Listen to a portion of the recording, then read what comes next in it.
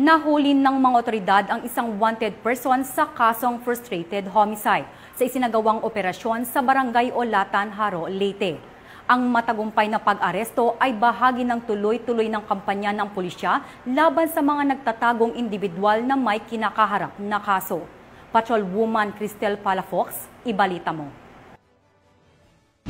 Ng mga otoridad ang isang lalaking wanted person na may kasong frustrated homicide sa Barangay Ulutan, Jaro, Leyte. Bandang alas 5:20 ng hapon nang maresto ang akusado ng mga tauhan ng Jaro Municipal Police Station kasama ang 2nd Leyte Provincial Mobile Force Company sa bisa ng warrant of arrest para sa kasong frustrated homicide na may nirekomendang piyansa na 72,000 piso para sa pansamantalang kalayaan. Dinala ang akusado sa Jaro MPS para sa kaukulang dokumentasyon at tamang disposisyon. Ang matagumpay na pagkakaresto sa akusado ay patunay lamang na epektibo ang pagpapatupad ng pambansang pulisya sa kanilang sinumpaang tungkulin na maghatid ng serbisyo publiko para sa mas payapa, ligtas at maunlad na bagong Pilipinas.